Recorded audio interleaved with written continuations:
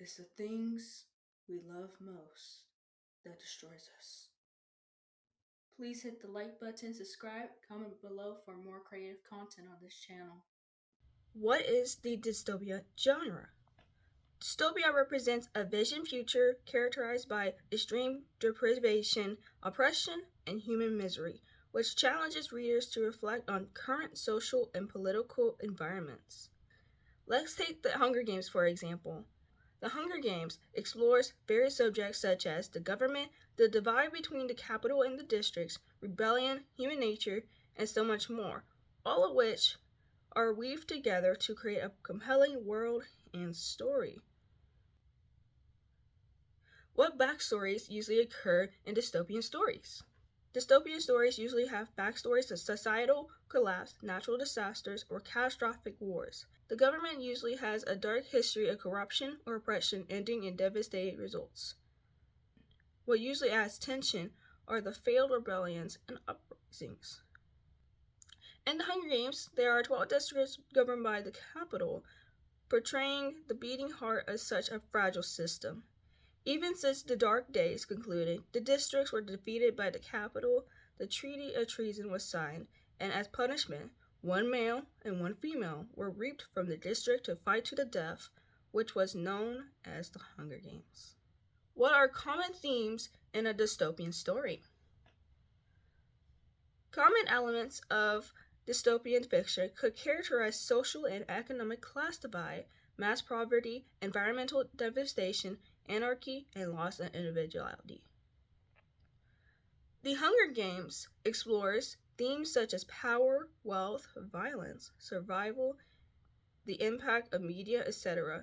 It mirrors what is currently happening within our society, and if we do nothing about it, this could be what the world looks like 300 years after our existence.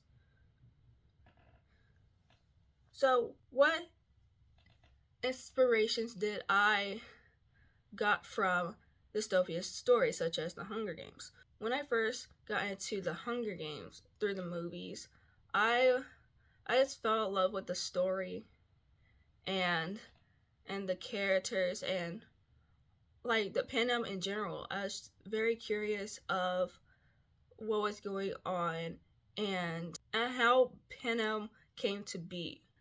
And whenever I read the books years later, I was able to have a better understanding about the world of Panem and understand more about the characters that the movies could do only so much. What I took from the Hunger Games, it inspired me to write my first book.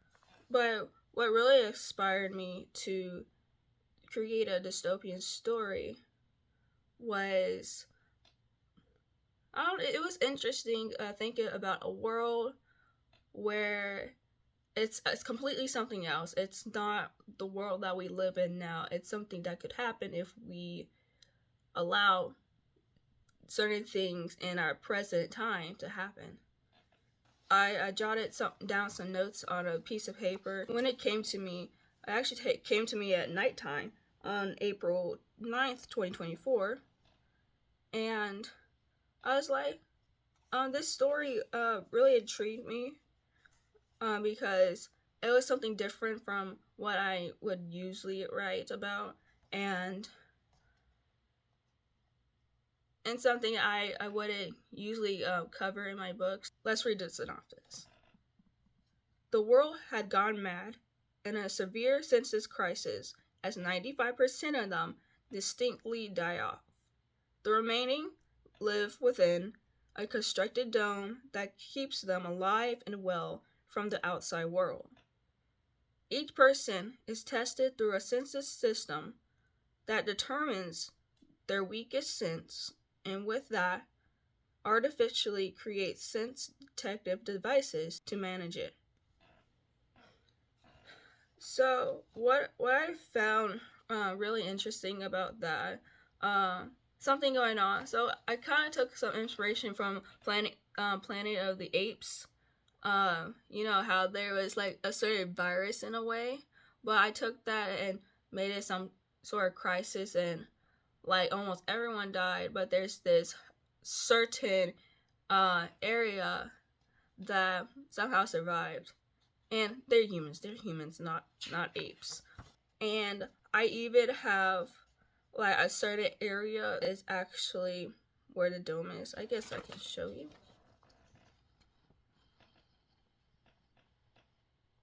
Right there. That's the dome. On paper, I'm gonna say it really covers like the middle of the United States. So everyone on those corners and just those selected little areas, unfortunately they didn't make it. But so the senses: hear, sight, smell, touch, and taste. And out of those 5, I gave each person a particular weak sense. And also, with that, I have the worst sense and sent some treatment plans as well. So for each sense, there's some sort of artificial way that you can somewhat have it back. So if you lose some, there's something for it. But if you lost it completely, then there's something that can enhance it and all that stuff.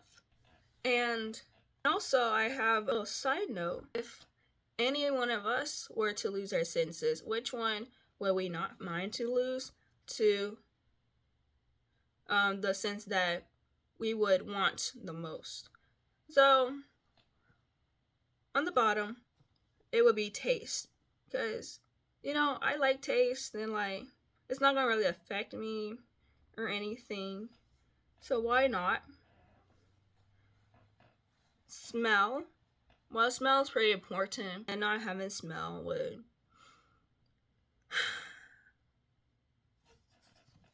I don't know. You never know what might happen. Touch. That one is in the middle. It feels like you're an immovable object. If you're not able to touch or feel anything. So it can kind of be a good thing, but it can also be a bad thing, because what if something happens to you? Let's say you broke something in your body and it's clearly broken, but you don't feel a thing. Not feeling like how severe the injury could be. That's not necessarily good. So number 2, I got hear. So hear. So it's like listening to people. I like listening to people talk and understand what they're trying to get across. I just feel like I'm a know nothing if I don't hear anything, or like, because I can't hear. I might have ears, but I just can't hear anything. And number 1, sight. Losing the ability to see is never a good thing. It shuts down like most of your perspective, and we might feel limited if we lost the ability to see. But yeah, to me, sight is very important, and I wouldn't want to lose that. Overall, a dystopian story represents a vision future from something tragic that had happened, and its society is usually controlled by a corrupt government that had a dark history of corruption and oppression, which usually results in the people wanting to rebel and overthrow the government. And we use the Hunger Games to better understand of what is in a dystopian story. And we went over an example inspired by dystopian stories to create our own that could reach the potential of the Hunger Games. Thank you for watching, and see you at the next video.